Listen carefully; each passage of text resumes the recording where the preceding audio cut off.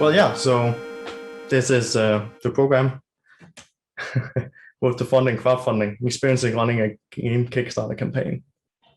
And as Jesper already told you, I am Dan Christensen. I'm the CEO at Galdra Studios, and in the studio located here in Aalborg, who make narrative-driven games. Arcadia Fallen is our debut game, which we ran a Kickstarter for back in the summer of 2020. And we expect the game to be released later this year. I also went to Aalborg University here in the city. And between working full-time in Galdra Studios and when I graduated, I worked there 1.5 years for Science at Home in Aarhus, who make games for science. So I got some experience from there before I went out on this whole endeavor. So you don't need to have watched these videos to follow my presentation, but instead of repeating fundamental information that is already available in 2 30-minute videos, I will instead focus on the things we had to learn ourselves and only repeat the things that are necessary. So you should definitely go watch these 2 videos after, and of course you will have access to the slides that will be shared afterwards. So if you don't write it down now, you can make sure that you have them for later, but you can find these 2 videos on YouTube there for free. So the first thing I want to do is start by debunking a few of the most dangerous assumptions around Kickstarter.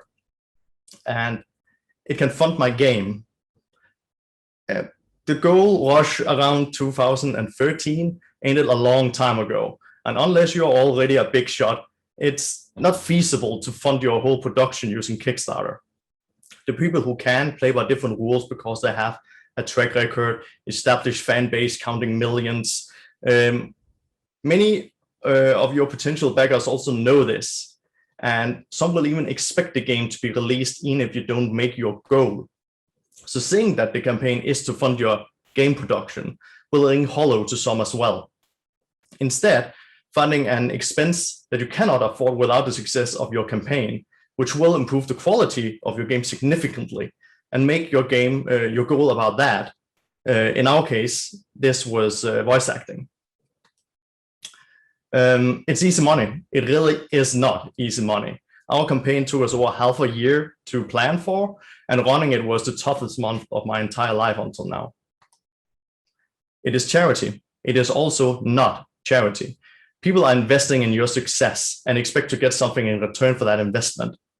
For most, that just means getting the game on release, but in general, it means that every reward should be one-to-one value for the money that people pledge for backing your game, or better, for the backer. I don't need a community. You most certainly need a community. You need to build a community before you start your Kickstarter campaign.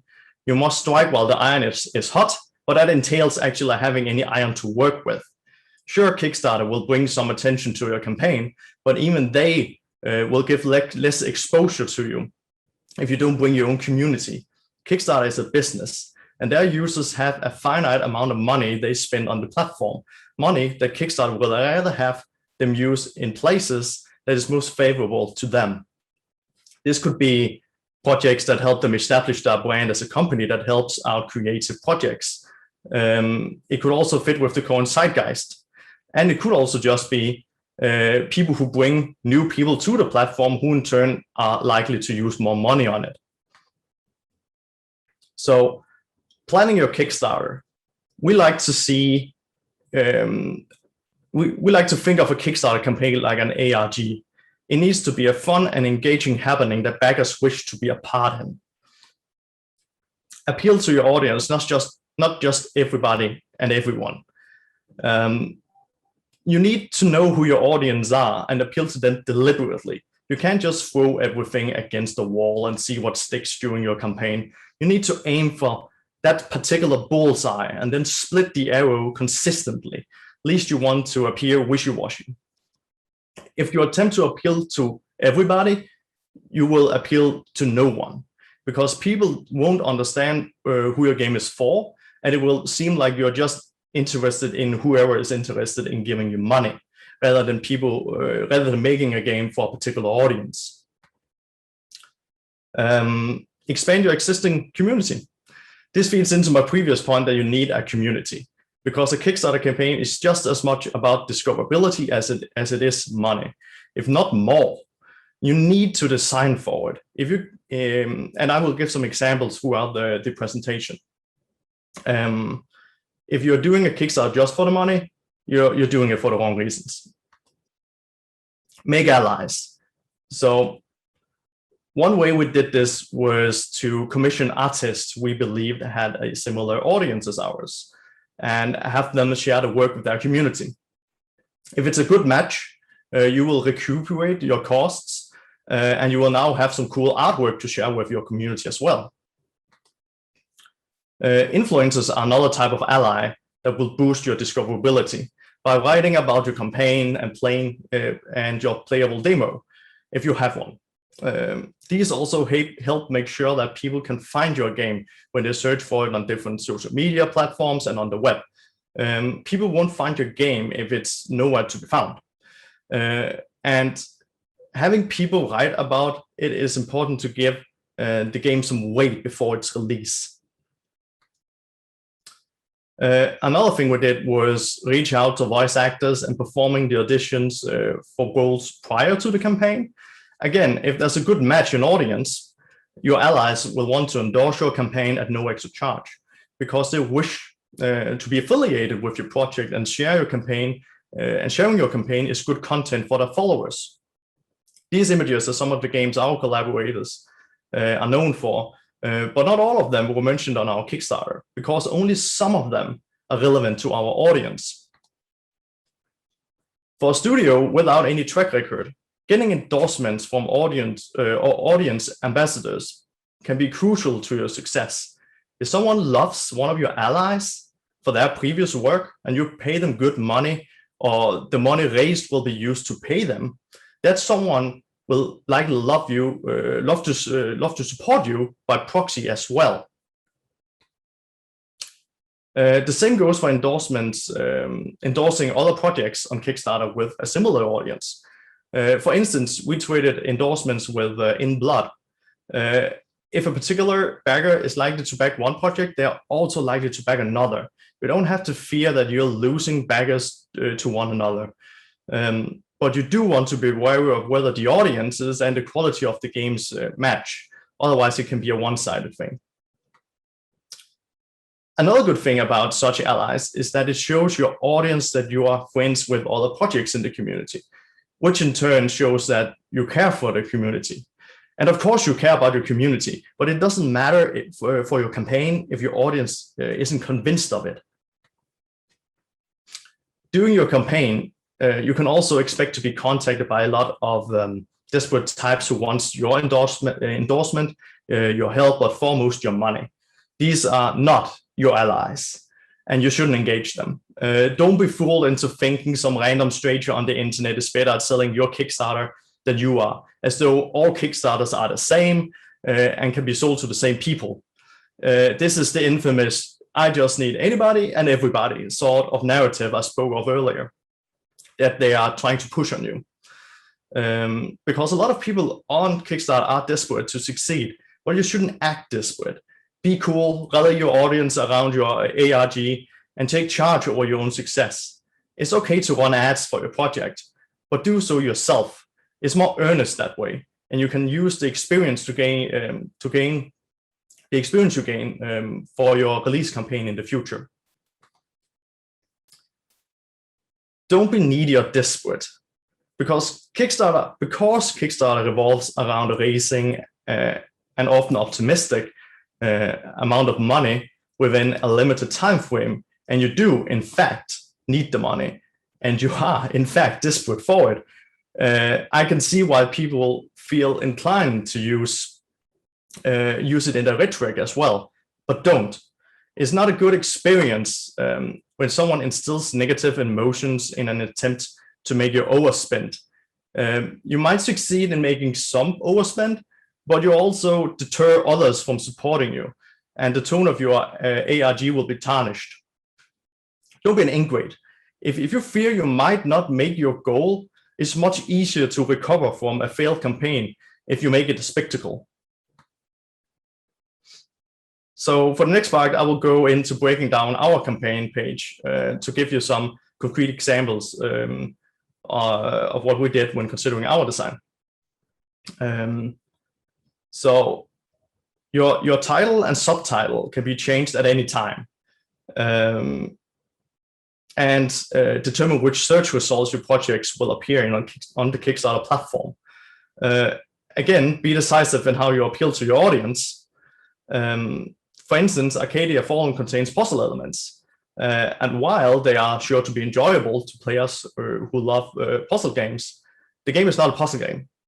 Calling it a puzzle game will set expectations that the game is primarily a puzzle game, which wouldn't be to our advantage. Someone who loves puzzle games and likes visual novels is more inclined to love our game if they find it thinking it's a visual novel and learn that it also has puzzle elements, than if they thought it was a puzzle game and then it turns out to be a visual novel. While someone who loves puzzles and dislikes visual novels might hate our game in turn. Let's see. You don't want to disappoint or trick people into looking up your game. That's the fastest way of getting mixed reviews on Steam. And you also risk being perceived as dishonest and desperate. Let's see, I have a note here I'm missing. There we go. For your video on banner, yeah, I suggest looking at what other similar campaigns do. One thing to be wary of, though, is that the rest of the page should be able to stand without the video, because a significant amount of your visitors won't watch it. And for the currency, as a Danish company, you will have the option to choose between euro and Danish crowns.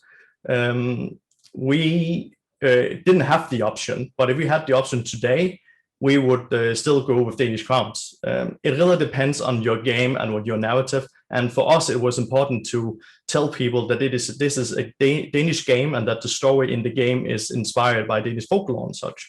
So for us, the Danish value was important to show, rather than showing something like we're European. It was important to show that we're Danish. But it might be different for your own project. Some people don't think about this, but your creator profile can say a lot about you. And some Kickstarter users will judge you on your creator profile alone if it falls short. If you haven't backed at least a few games on your personal profile, don't use it for your campaign. Instead, create a company account for the campaign that you don't use for backing projects. In fact, create a company account anyway, as some find this practice more professional in a good way. If you have a personal account that has backed many projects, add them as a collaborator on the project. If they have backed relevant projects, let them be shown.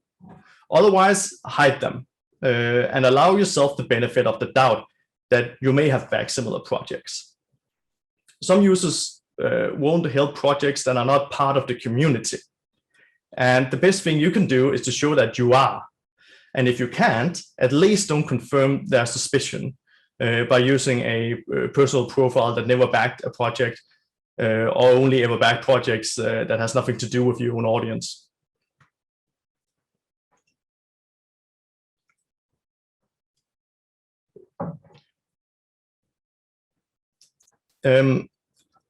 I believe you should have a playable demo as well.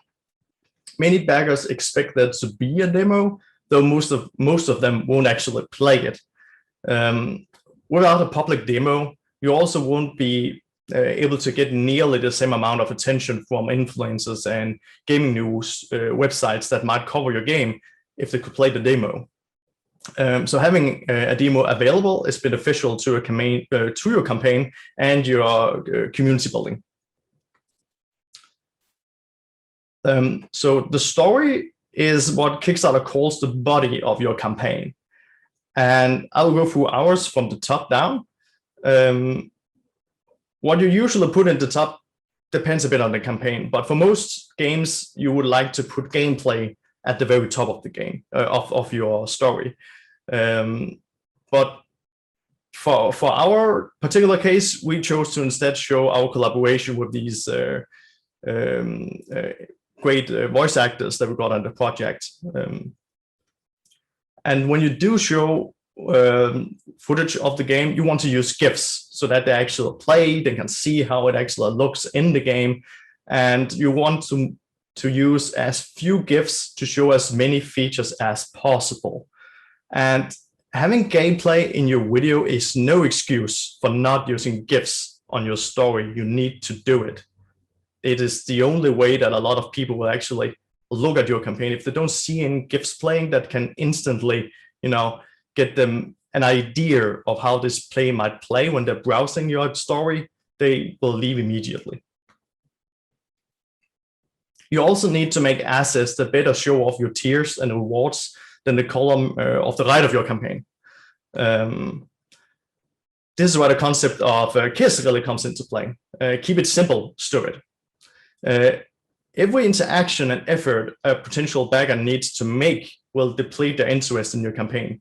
And if they need to navigate a spreadsheet in order to understand the options for backing your game, the simpler option is that they won't. Fewer options sell more because it requires less of your backer to make up their mind.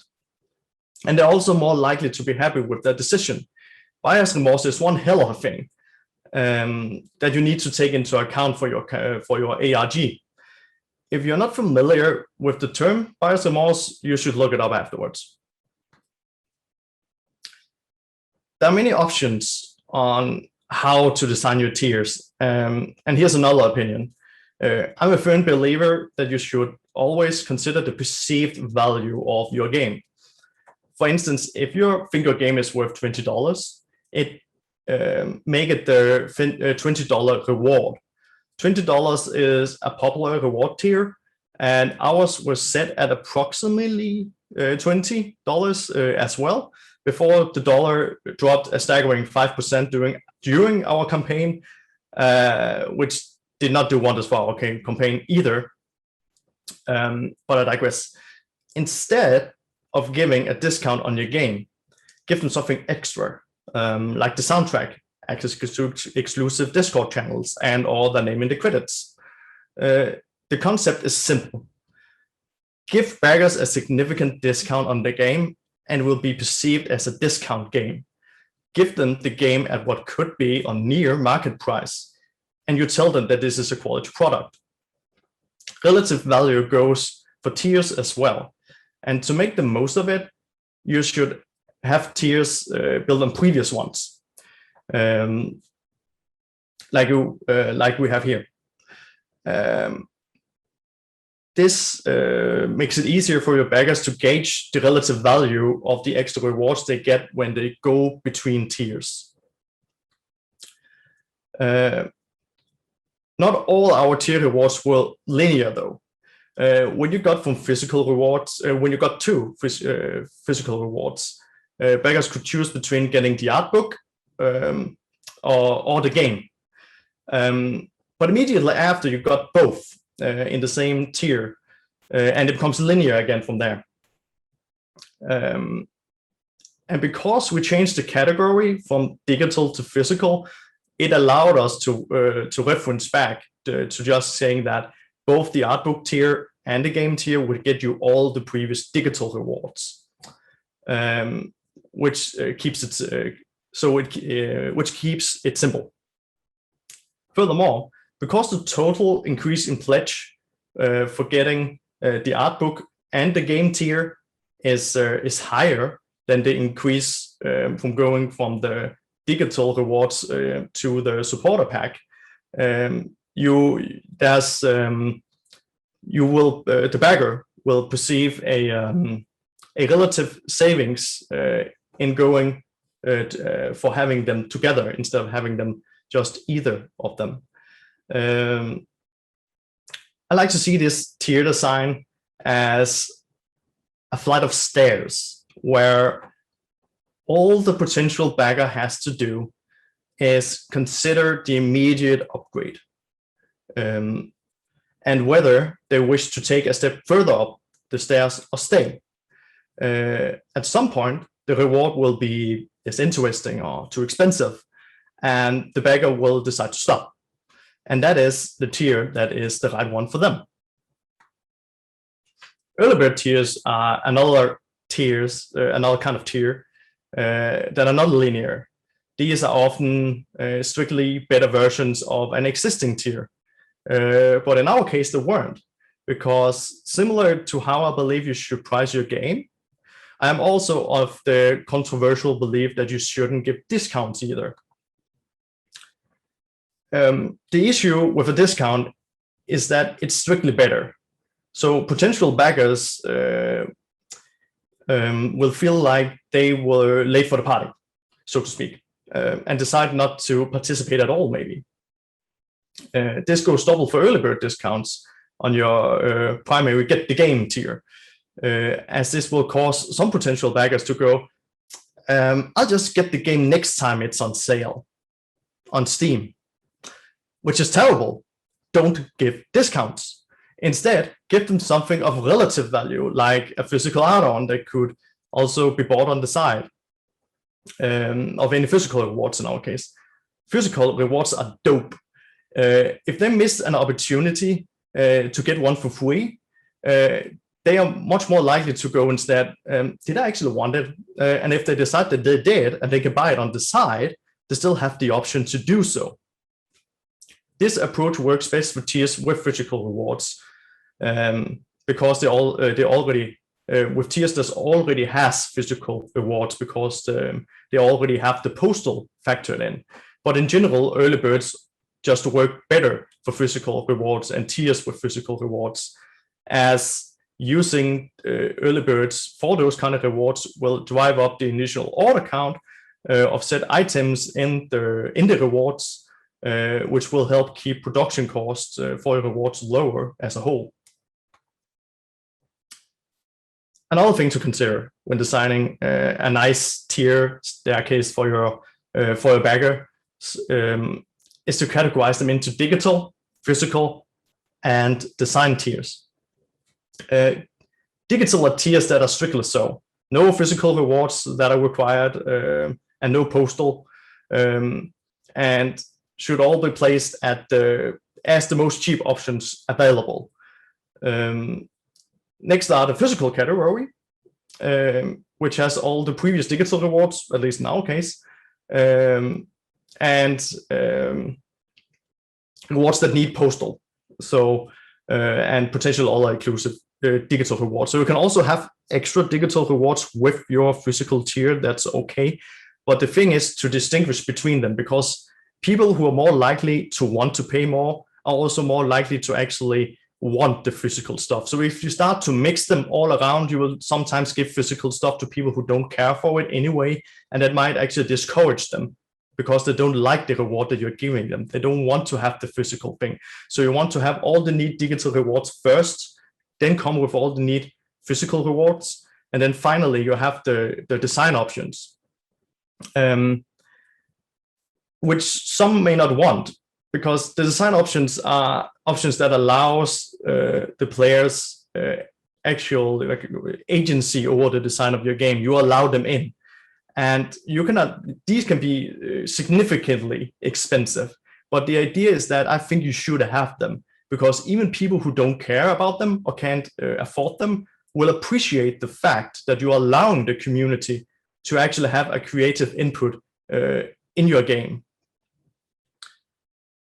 Some campaigns only have digital rewards, but this will also harm your potential, as backers are more willing to pay more for physical and design rewards. Digital rewards for our campaign made up approximately half of our money raised, while physical rewards were 30% and design rewards were 20%. So without those, we would effectively possibly have cut our funding in half. Add-ons are essentially rewards that are bought on the side of a tier, which may or may not be an intrinsic part of some tiers as well on early bird. These also help with relative value because they allow potential backers to see the price of each of them individually. Here you see the charms used for our early bird tier. And because a potential backer can see the value of a single charm, it gives the early bird reward a relative value instead of an abstract value, which is fundamental to our reward design. Any reward the backer cannot get a unit price of becomes abstract, which is more difficult to gauge. An example would be the physical art book and game reward tiers from before. Either of those tiers get you all the digital rewards and the respective add-on at a slight discount. So you actually get the book and you get the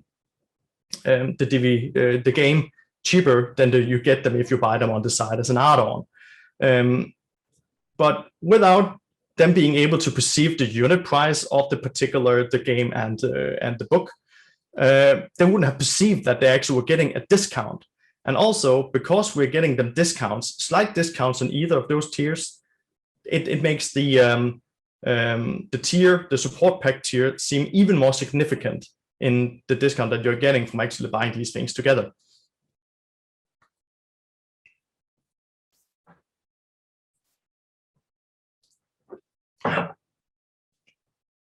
So stretch goals. The first rule of stretch goals is that you do not post stretch goals before your campaign is funded. And the second rule of stretch goals is that you do not post your stretch goals before your campaign is funded. Anyone who knows what's good for you and who did their research right knows this. The reason are plenty. When you post them up front, you potentially expose stretch goals that would seem intrinsic to the game design for some. If a potential backer expects, say, couch co-op to be in your game, and they see it as a stretch goal that they don't believe you can make, they might not back your game at all. It will also warp people's perception of what your actual goal is, making it seem harder to reach, which will in turn harm motivation among your backers. It can also expose potential unrealistic expectations for what could turn out to be a mediocre campaign. If you put out insanely optimistic stretch goals and then only barely make it over the finishing line, this will reflect badly on your campaign performance because of the lofty stretch goals that you made, only because of the lofty stretch goals. Furthermore, if you put them out prematurely, just to take them back later when you realize your mistake, you will come across as disingenuous, which is also a terrible look for you and your campaign. A lot of late backers see your campaign during the first 2 days, and they will notice if stretch goals suddenly disappear or change during the campaign. Releasing stretch goals after you are funded will give you time to react to the popularity and the momentum of your campaign and allow you to design stretch goals accordingly. For most genres of games, backers even expect stretch goals and will chase for the finishing line in order to see what you might reveal. So you can also use it to actually get people more motivated in your game. Far from all campaigns have community goals, but also far from all people manage to utilize their campaign's potential for discoverability. I've seen many examples of community goals, and I can also honestly say that I believe ours is the most successful that I at least know of. Community goals are crucial to the AIG feel of the campaign, and is how you motivate people to invest motivate people interested in your game to participate, whether they have exposable income or not, because you don't need money to help with the community goals. You don't need money in order to back. And there's a lot of people potentially who do not have exposable income who do want to see your game succeed.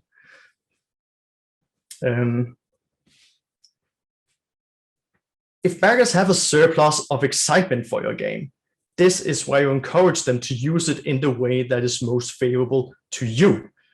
On the right, you can see that we have rewarded players different numbers of hearts for different actions that spread the word of the game and our campaign.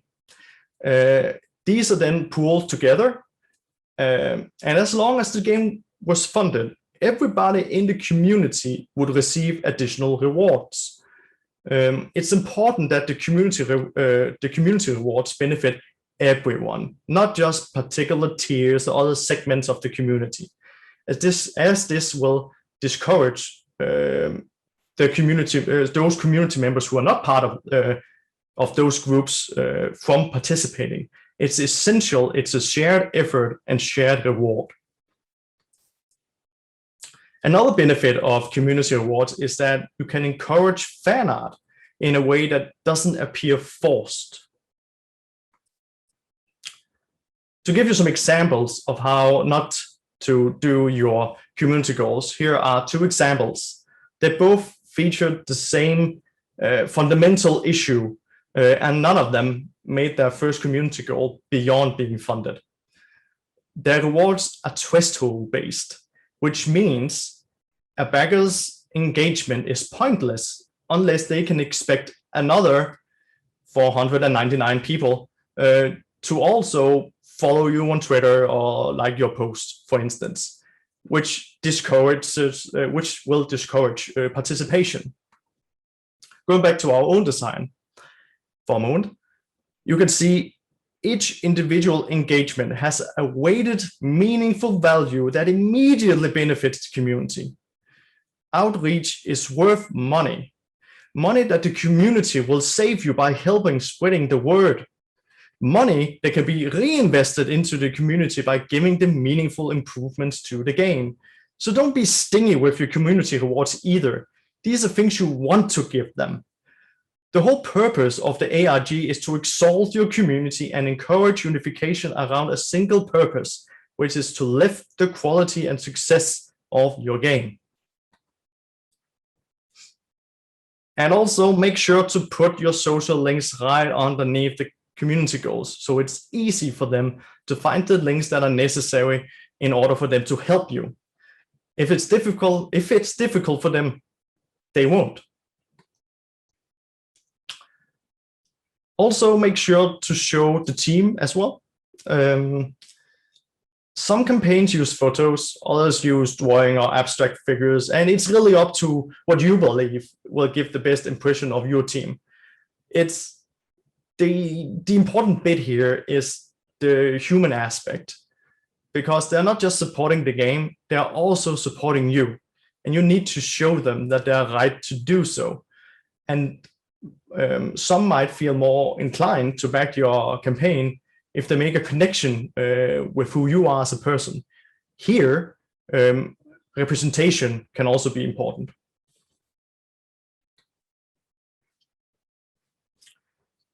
I already mentioned that running our campaign was the toughest month of my life. And if you do make a Kickstarter campaign, it will probably also be a really tough month for you. Your Kickstarter page will become a time capsule that you want to look its best. Talking about striking while the iron is hot, whatever you manage to make out of that iron will reflect on your game and your studios for years to come. And you want to make the best of it and the best of your time. And that means you have to be prepared and have content ready for everything that can happen ahead of time. If you don't, you won't have the time to respond to things like whether someone retweets about your game or there comes an amazing review out that you have to pick up on. Ideally, you didn't have to sleep, but because we do need to sleep, you will need to do night shifts as well. Half of our backers are from the US, and likely most of yours will be as well. And that means a lot of the activity you need to respond to will happen during the night. And you need to have someone ready if your campaign suddenly takes off. Another thing to be wary of is something I've dubbed the undercurrent. It's the effect of early backers who cancel their pledge during the campaign. Counterintuitively, the undercurrent is a good thing for you because it's a symptom of the initial 48 hours hour wave having been bigger than it should have been.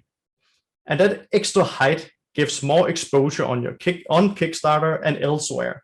And it also makes people more excited about the campaign in general.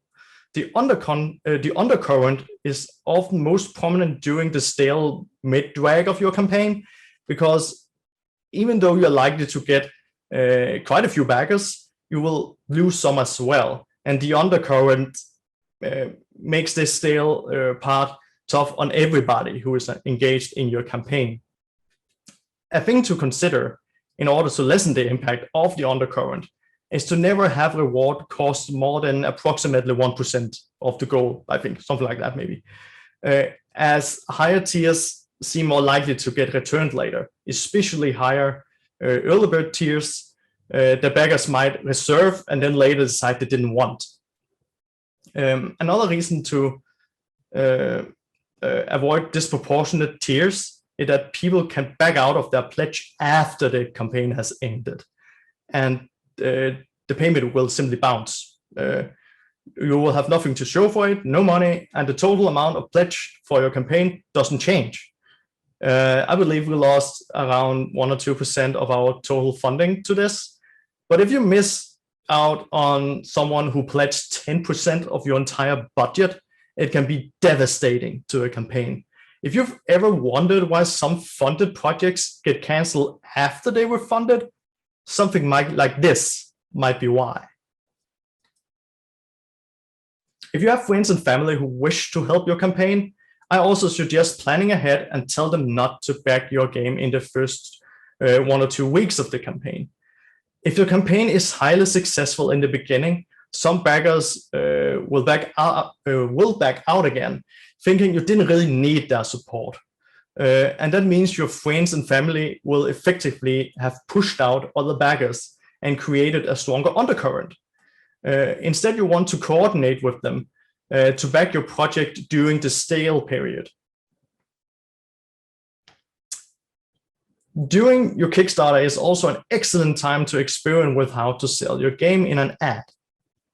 Using ad doesn't make you a sellout. It's not your audiences. It's not on your audience to find your game. It's on you. Gamers already go to great lengths to find the games that they can invest themselves in. And by running ads, you're making it easier for them. Ideally, you should already have run ads on Twitter or similar to see what your audiences respond to in a selling pitch, and also to build your following. Twitter is great for this because you can target followers of accounts by other game companies or other games entirely. And by doing A/B testing, you can see which communities your game resonates with, and how they wish to be approached and what sort of language they respond to. If you're not familiar with A/B testing, that's another thing you should look up. There's nothing wrong with running ads as long as you put in the work to make a great ad. People hate ads. If you manage to make something that your audience responds well to, you know you're hitting the mark. And again, aim for the audience, not just anyone and everybody. Don't be the digital version of a facer, those people down on the street who approach random people on just to sell them anything and don't care who you are or what you are interested in, as long as you have a pulse and exposable income. Don't be those guys. Be the digital version of someone who paid for a booth at a convention so you get to meet with your audience in person. Be that guy. Make that kind of ad. we used Reddit for advertising our Kickstarter campaign. And what's great about this particular platform is that you have the upvote and downvote feedback, which allows you to gauge whether your ad is generally well received by those who see it. For instance, ours, it wasn't until my 9th attempt that I managed to make something that was generally well received. The ads, though, like our commissions for artists, paid for themselves. Building on the knowledge we gained from our Kickstarter campaign, this is how our ads look today. Pretty similar, and they help with building our wish listings and the anticipation for our game prior to release. The last thing I want to touch upon is pre-launch. It shouldn't come as a surprise to people, in particular your community, that you're doing a Kickstarter for the project. Announce the Kickstarter a month before and pre-launch it a week or so before it actually goes live. People can follow a pre-launch campaign from a link, but it won't be pushed on Kickstarter. And they can see they can see the banner, they can see the creator profile and titles. And you can share it on social media, which will allow your existing community to follow the campaign ahead of time, which means they're ready when it starts. You need to have your runners in position for when the race starts. And the first 48 hours are so important that you cannot afford for people to be unorganized and taken by surprise. Share the link with your friends and family, share it with your allies as well. When you get to 10 followers, the follow count will become public as well. And you want to drive up the number to increase expectations. Likewise, you want to create trusted links for your campaign where someone can see the whole campaign before it goes live. Share it with your trusted people who can help you. Ideally, you trust someone who is part of your audience that can take a look at it, and maybe someone with experience running a Kickstarter, someone who ran a successful Kickstarter in the past. Make sure to get some feedback on it. Kickstarters even have workers who help specifically with game campaigns that you can find through the website. Send it to them as well. This will also increase the chance that you get to be featured by a Kickstarter. If you are not proactive and send your campaign to people at Kickstarter, you cannot expect them to care about your campaign. You're also welcome to send it to me. I probably have time to give it a gander and give you some feedback before it goes live as well. So in conclusion, a Kickstarter is about so much more than just the money. And you must consider the longevity when you plan and run your campaign. How players will experience your game isn't limited to the game itself.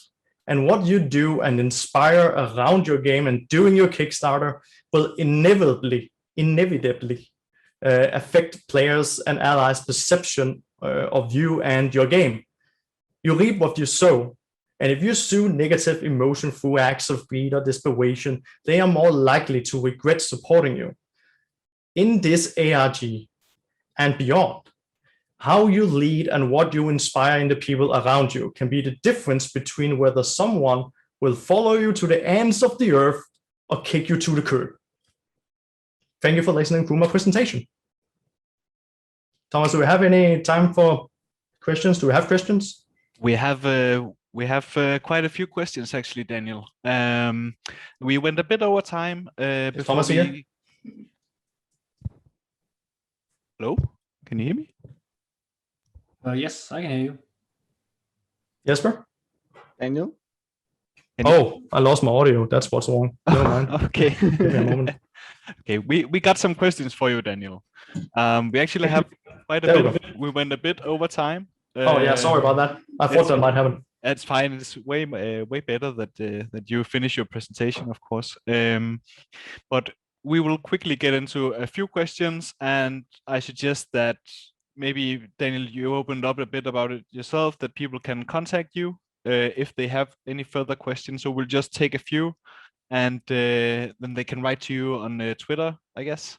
Yeah, definitely. Or I can say a bit after, also if they keep in here, I have time, we can chat it out as well if people want to do that. Okay, That's great. Okay, so the first question is from Christian.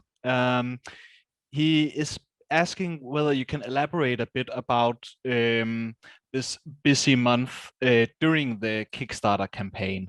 What specific tasks are you doing? You mentioned a bit about this time capsule and having night shifts, but could you elaborate a bit about it?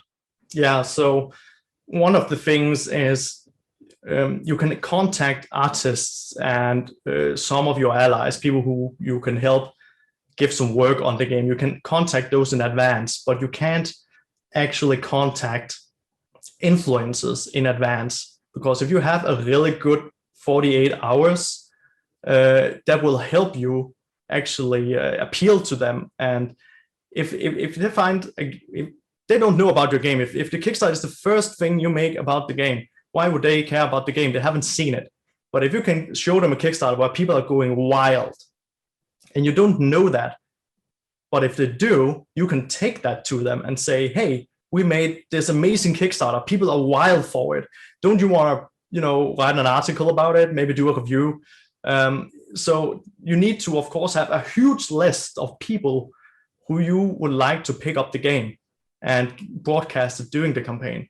But you need to wait until after, before you can do it. So you're going to use a lot of time contacting a lot of people who you want to show your Kickstarter to, and showing how well it's going, and show that it's a party, and of course they want to be part of that party.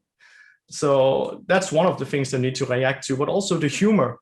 You get a lot of new people in, and they're probably going to make a lot of content on Twitter and whatnot. They're going to maybe make hashtags, or maybe you've made a hashtag for them, and they're going to make a lot of comments. Maybe they're going to make jokes, and you want to pick up on that. You want to engage with your community. It's going to take a lot of your time. And if you hope to get any work done that month, any work at all, it's going to be tough. Yeah, that's my answer. Okay, great, Daniel. We'll take one more question, and the rest of the questions you can also see in the chat afterwards when we move on. But Frederick is asking a question about your community, and how big was your community before you started your Kickstarter campaign, and how did it sort of grow during the Kickstarter campaign, and where did you start? Yeah, we had a Discord, pretty small Discord, maybe 50 people, maybe less than that, and we had a Twitter. I think we were near 1,000. I can't remember. I actually think we were lower than that. 700 I'm hearing. So we were at 700 when we started the campaign, and now we are at 2,200. And just during the campaign, I'm pretty sure that we got like several hundreds, like 500 or something. So that means we almost doubled our community during the campaign.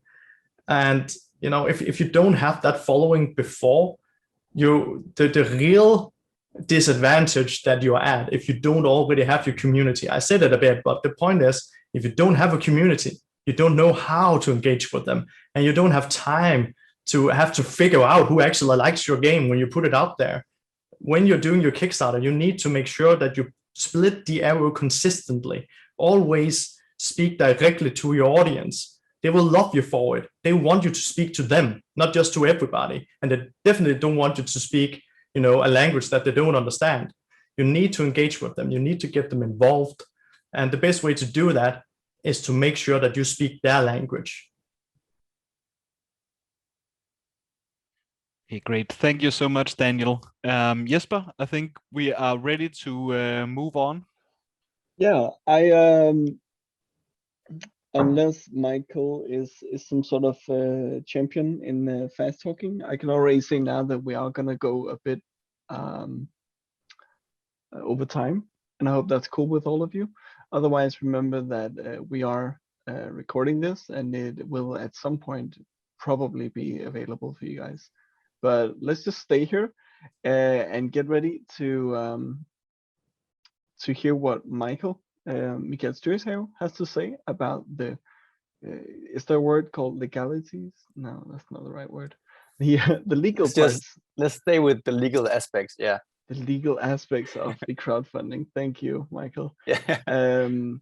And just please share your screen. And the way that we do it with Micael is that he has encouraged questions throughout of his talk. So if you have any questions, you can either write them and Thomas will find a suitable moment to interrupt, or you can simply say, I have a question. If you really feel like asking Micael yourself, then Thomas will give you the word when it feels right. All right, Micael, are you ready?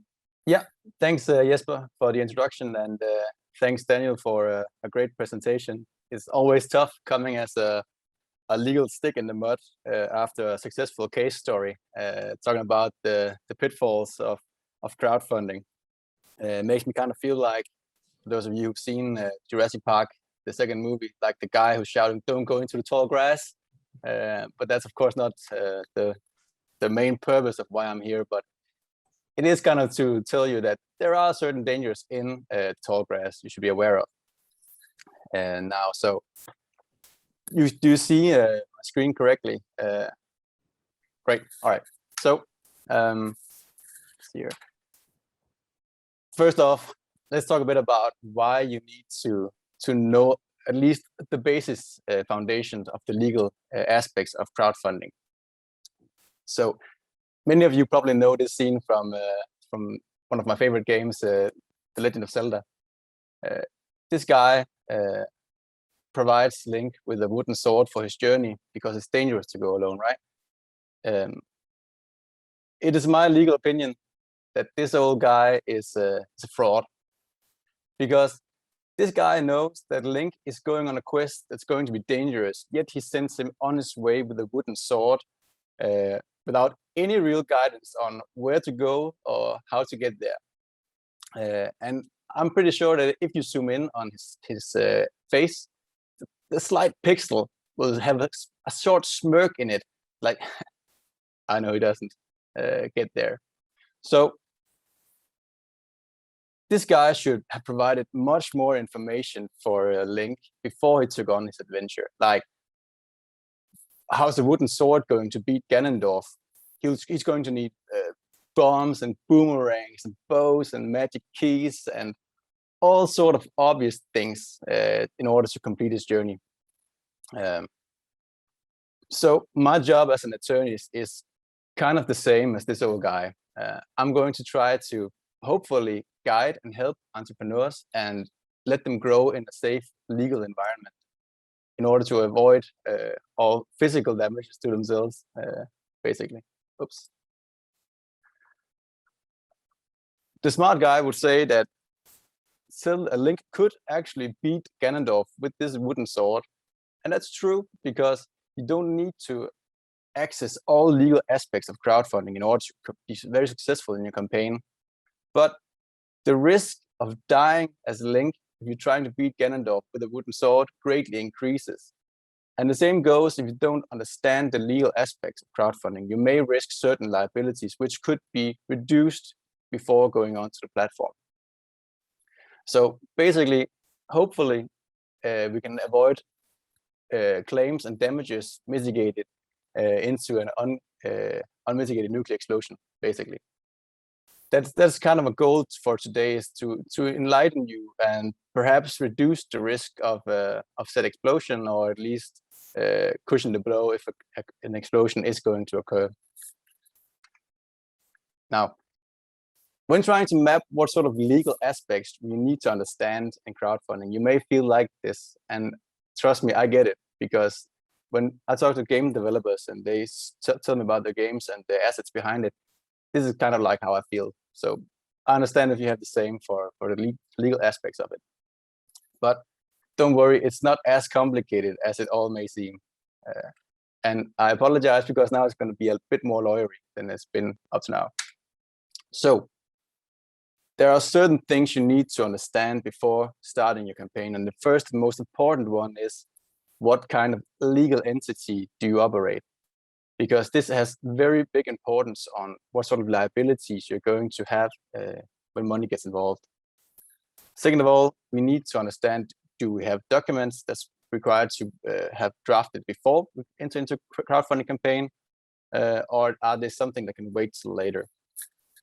And lastly, you should always understand the value of your IP as a game dev. I'm sure you guys know, I've been talking a lot about IP and how it's your lifeblood. And that also goes when you're trying to crowdfund. So starting off with the legal entities, many game devs start developing their games during the university studies, and that's fine. The problem is you're going to need at some point some sort of legal entity and incorporation in which you're going to sell your game from, hopefully one day. And there are different types of companies. The first one is an unlimited liability company. It's the partnership, in Danish, Interessentskab, an IS. And then there are the limited liability companies, such as an APS or an AS, in Danish, an anpartsselskab, aktieselskab. And not to be mistaken, a public limited liability company is not the same as a publicly listed company, though they have shared the thing that public liability companies are the only things that can be publicly listed. And that's pretty much the main difference between these two in terms of listing. Now, when it comes to capital, many bootstrapped companies and indie devs will say, we don't have any money to upfront right now, out-of-pocket expense. So we're going to go with the cheapest one to incorporate ourselves as, and that's the partnership.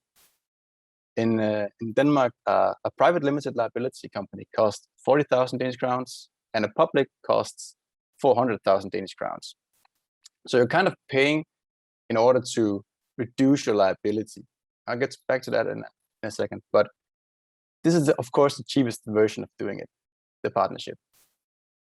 The partnership also doesn't require you to have an employee insurance, in Danish, an arbejdsskadesikring, because if an employee gets hurt or the partner gets hurt, they're personally liable anyways. If you have a limited liability company, you will have to pay an employee insurance. During the early stages, it won't be very high amount to pay in fees, but the later stage you get, and the more employees you actually get, partners you get, shareholders, you may have a risk that the price is going to increase. Now, the most important thing to talk about when choosing which legal entity you want is the liability. Do you want full personal liability, or do you want to limit it to only the amount used during incorporation, which is 40,000 Danish crowns or 400,000 Danish crowns? Personal liability is generally okay as long as you don't have a huge market, a huge customer base, or major transactions going. Because once you have money involved, personal liability means that if a party has a claim towards you, they will go for your personal economy, meaning that you could be bankrupt personally if for some reason a third party has a claim towards you on a large sum, which can be, depending on which country the claim is coming from, happen very easily. I'll get back to the liability in a second. Annual accounts are, in Danish, årsregnskab, and all companies, no matter what kind of type you have, needs to create an annual account. The difference being that annual accounts don't have to be public if you are in a partnership, and they have to be public if you're in a limited liability company. So if you don't have much revenue, it doesn't shine very bright to have it publicly available. And having annual account doesn't mean you have to pay for an auditor to audit the accounts. You need to reach certain thresholds before annual accounts need to be audited.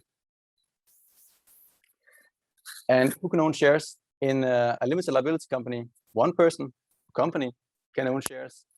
In a partnership, you need to be at least 2 in order to incorporate. It can be both liabilities, limited liability companies, or personal, physical persons. But if you do have a company in order to incorporate a partnership, it is my opinion that you should just use that company, unless it's a holding company, to actually just use as the entity to as a studio entity. Yeah, sorry. And lastly, governance.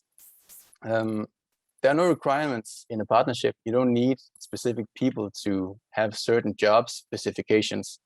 But if you go into a limited liability company, you need an executive board, direktion, and if you are into a public limited liability company, you need both an executive board and a board of directors. All right. So the general rule of thumb is when money gets involved, have a limited liability. Because in certain countries, such as the US, you definitely need to have a limited liability because they also grant damages for consequential and indirect losses. As an example, if you have a game with flashing lights and the player falls down from his chair due to epilepsy, he rips his sweater, that's going to be a liability that you may refund. Now, if he falls down from the chair, breaks his ankle, making him unavailable to go to work the next day, that may also be a consequential loss you have to pay. And what if his spouse can't go to her job because they have lost his money for the last day, and so they can't buy gas, so she loses her income? How about that then? That's also in the US something we've seen as a consequential loss. So just to know, you definitely want to limit that liability. Micael, we have a question for you. Yeah.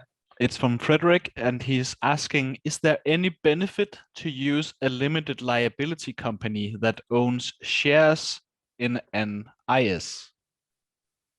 Yeah, so if you do have a limited liability company own shares in a partnership, that means that the liability for you personally is going to be limited, because even if the one who's going to raise a claim towards you wants to go for you personally, they're going to go for the limited liability company, which has, as you know, either 40,000 Danish crowns or 400,000 Danish crowns per incorporation.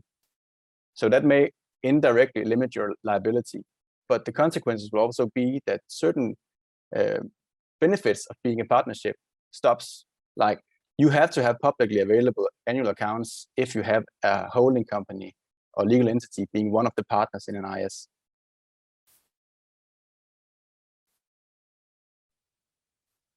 Okay, thanks, Micael. I think you can move on. Great. So the next thing I'd like to talk about is the contracts. And as you know, there are certain contracts already provided by Kickstarter. Kickstarter has a contract by proxy, which set forth the terms between you, the creator, and the backers. And there's also a contract between you and Kickstarter.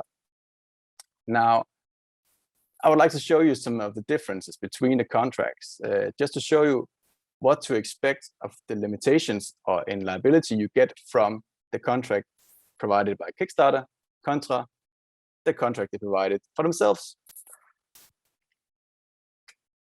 So yeah, I'm not going into a deep dive of the entire contract, but I've underlined certain parts of it, like the best possible conclusion for backers, post an update, work diligently and in good faith, and demonstrate that they've used funds appropriately, been honest, or else explain how they're going to use the funds.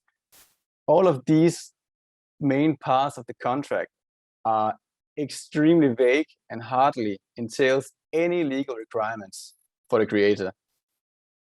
Imagine this was being written in the terms of service of a company you're going to buy a product from.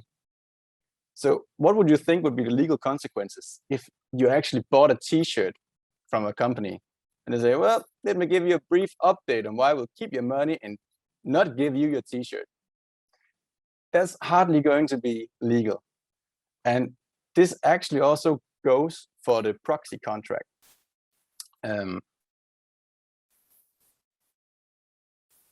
You cannot agree your way around the law. So there are very many consumer protection acts, which also applies to Kickstarter companies.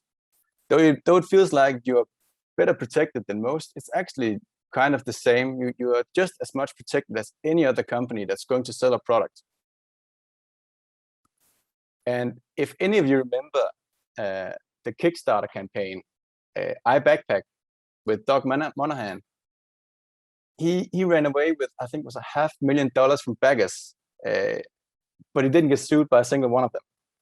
And I'll get back to why in a minute, because what happened was he got sued by the American authorities instead.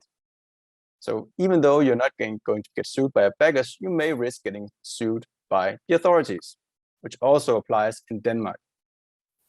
There's also the crowdfunding campaign, Cool is Cooler, who was a cooling bag with all sorts of mega cool gadgets, such as a blender.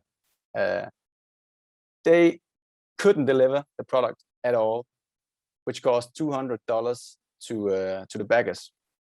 And they made a bargain with the American authorities, saying that they'll give back $20 for each bagger who didn't get his or her product. Though it's an empty shell of a company with no revenue and no money, so it's hard to say if they'll ever get a cent from anyone here. And which is also kind of interesting, because the company actually got $13 million in crowdfunding funds. So yet they managed to not get a single product out in time. So that's pretty interesting. And Kickstarter actually earned $1 million in fees on this exact crowdfunding campaign, and of course did not provide them back to the backers in accordance with their terms of service. Which kind of leads me to the next point. This is how Kickstarter's terms of service look, and I've plugged certain parts of it just to illustrate how different it is in wording than the contract you have by proxy. So let's see.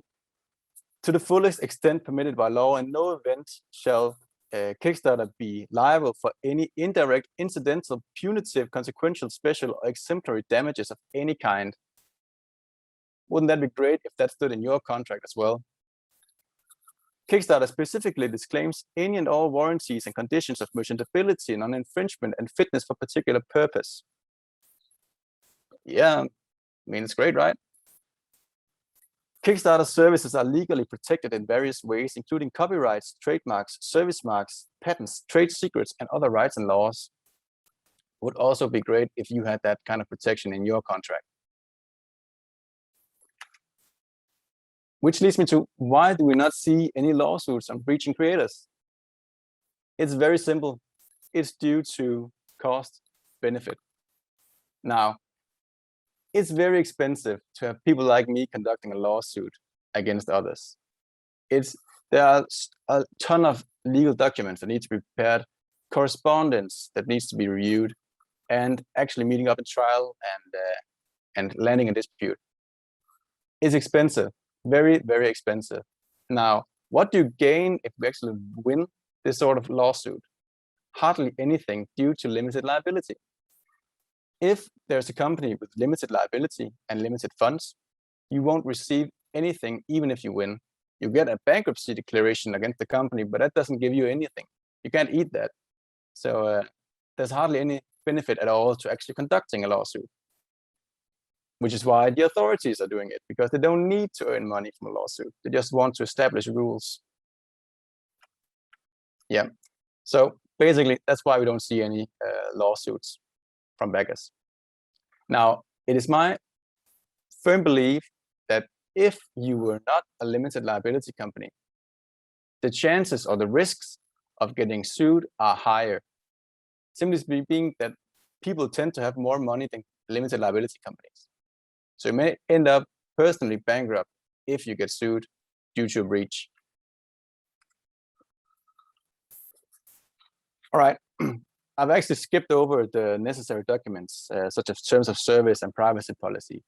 I I can make a whole presentation just about terms of service and privacy policies. So the general gist of it is terms of service is a contract in which you limit your liability.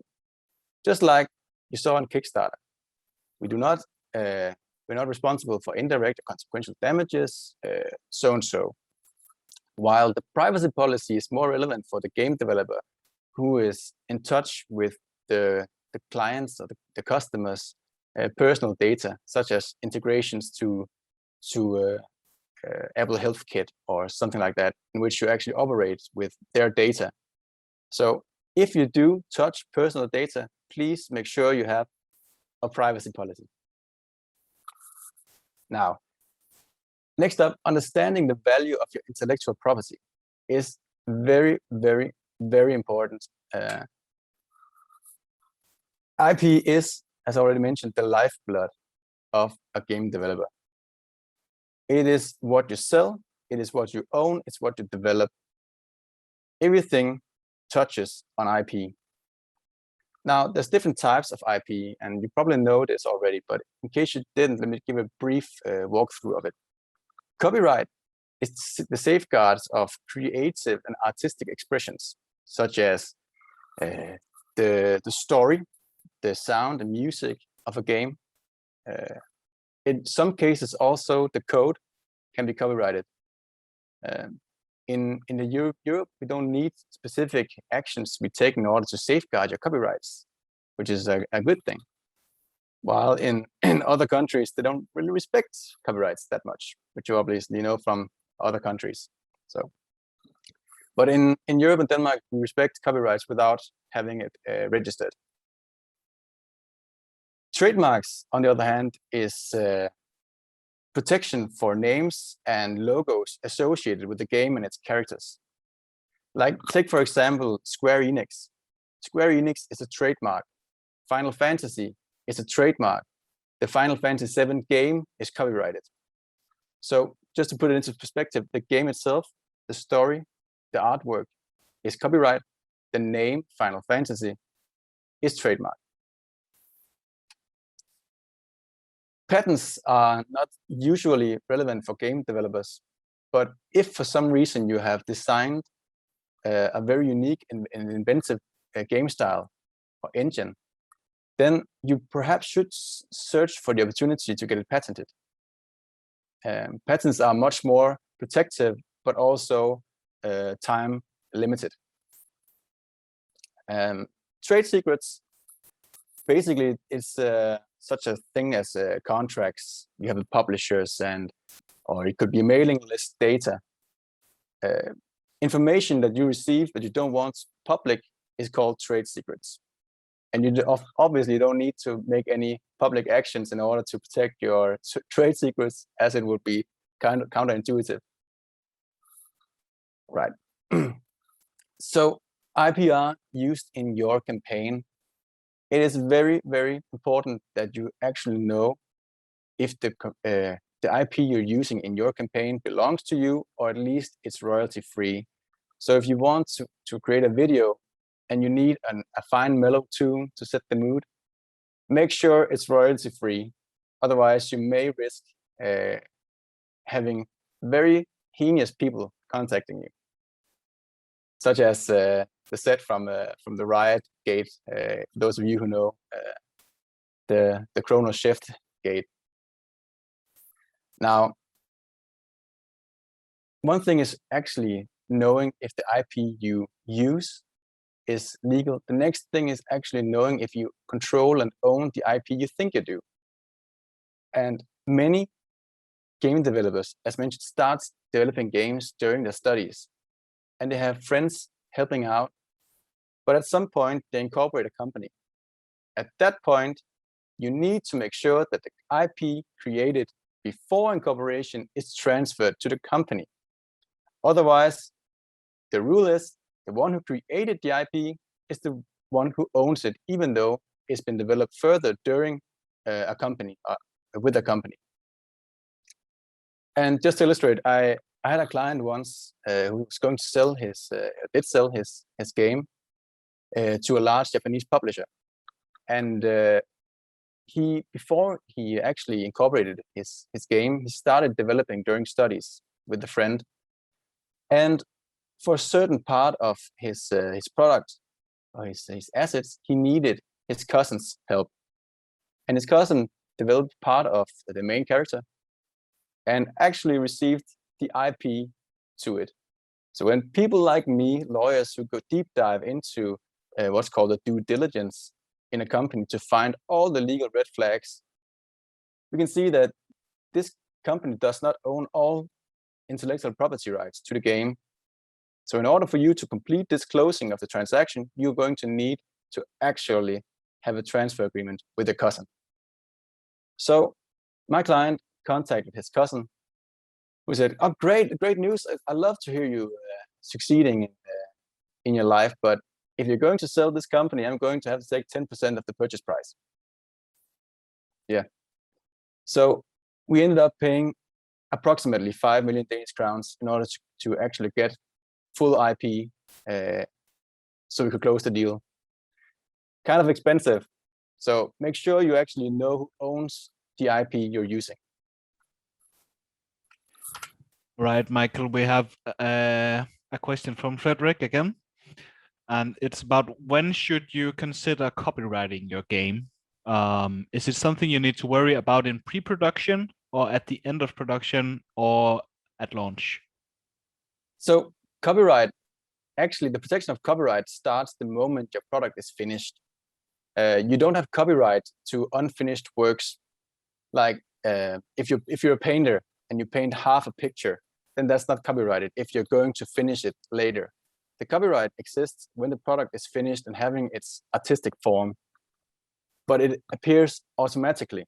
You don't need to register your copyrights. You can register copyrights, but you don't have to in order to protect it. So generally, I don't see the reason to register it unless you're going into other countries such as China.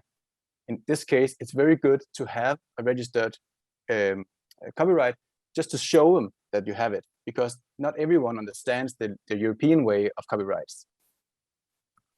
So in connection, Michael, to running a Kickstarter campaign and having a lot of material used in your Kickstarter campaign, how would you proceed with that in a legal manner? Would you just use it all in your campaign, and are you protected because you can use the campaign as documentation to that it is that you have ownership of the rights to the property? Yeah, it's a great question. I wouldn't register it before a crowdfunding campaign. As you said, you can actually control and show that you own a copyright by linking to your crowdfunding campaign. So it's not necessary for you to register it prior to a crowdfunding campaign. Okay. We have a lot of questions more, but I think you should proceed a bit, Michael. Yeah. All right.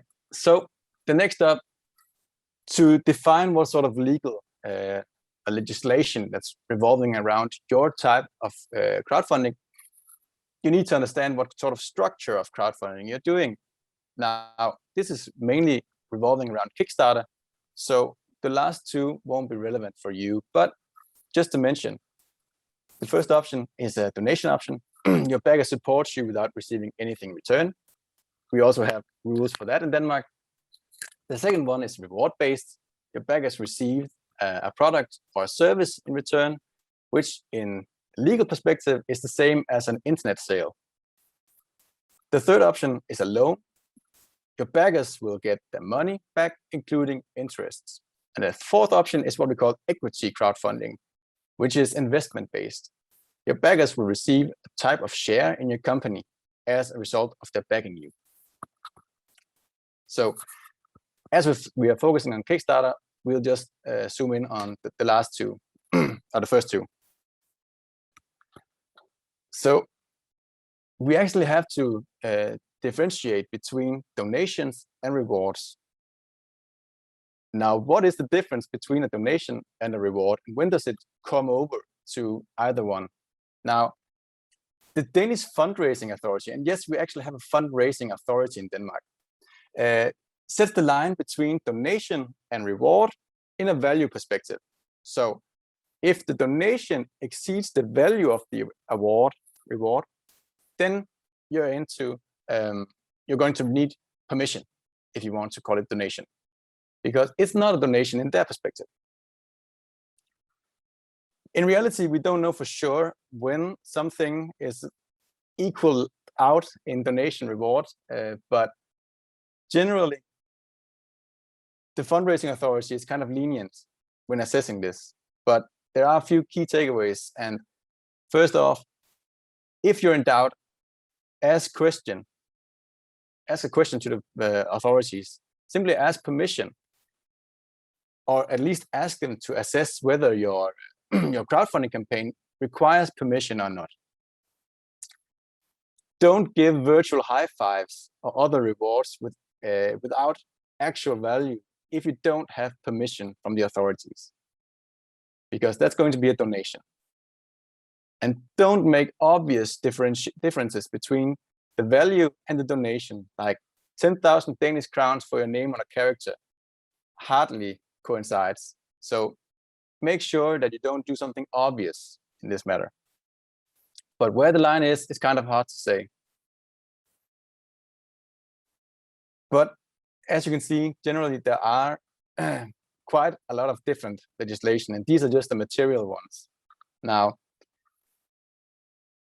if you just to touch down on a few points in this, on these legislations, these acts. In terms of the Consumer Act, do not provide guarantees. If you provide words such as "we promise" or "we guarantee," "we warrant that," then the Consumer Act will see this as an objective guarantee in which you have to fulfill, otherwise you'll be liable. And the backers will usually be consumers. So please bear in mind that don't use such terms. In terms of marketing, don't use obvious material that's going to be illegal. Don't use pornography. Don't advertise directly to children. Both of those will be regulated in the Marketing Act. So bear in mind, keep it sober and keep it to an audience, but an adult audience, so to speak. And make sure you understand how your funding is going to be taxed. I'm no auditor, but there is a difference between getting taxed by donations and getting taxed by rewards, which is a sale in Denmark. So there's a difference here, and make sure your auditor knows, if you have an auditor, make sure he knows the difference in tax. Otherwise, you may risk penalties. Finally, make sure that your company is actually equipped to handle fulfillment of the rewards you set in your tires. Like, I see a tendency towards game studios making physical rewards such as t-shirts, which is fine, which is great, but make sure that you understand the implications of having physical rewards. Are you able to package 100,000 t-shirts and send them? Are you able to package and ship t-shirts to Uganda? Are you able to package and ship t-shirts through the US customs? And how will that affect your financial statement afterwards? So if you actually tend to provide physical assets to the US, if you're going to get caught in the customs, you may actually lose a large amount of your funding during the crowdfunding campaign. So just make sure that you understand if you're able to actually follow through with your rewards. So we're delayed. What do we do? As already mentioned, the risk of getting sued during a crowdfunding campaign is very low because of the cost benefit. But that doesn't mean the same as it can actually destroy your company if you're late, because bad publicity is not good publicity, no matter what people say. if you're going to get bad reviews on Steam because of a late demo or whatever, that's going to ruin it for everyone else who's going to see it later, because people tend to flock towards success and stay away from bad games. That's just how it is. So you don't want a bad audience from the beginning. So mitigate anger and frustration by continuously communicating with the backers. If for some reason your T-shirt can't be provided because of China is locked down due to COVID-19, please provide that information to your backers. The T-shirts are coming, trust us. Most rewards are delayed between 1 to 90 days. So the backers and Kickstarters actually know or expect some sort of delay. That doesn't get them riled up. What gets them riled up if there's a delay and they aren't informed about why there's a delay. So put resources into your content management and your backer management during your campaign. If trouble gets real, call a lawyer. It's much easier for a person like me to come in before the fire is exploded as a fireman than it is afterwards. And I had a client once who actually funded his product through a crowdfunding campaign, but shortly after he received a subpoena, Danish stævning, because a huge telecompany believed that he used their IP, that's their patents, without license. So he should probably have contacted us before he actually went into communication with the telecompany, because he provided a lot of information they didn't need to have. So if trouble gets real, call a lawyer.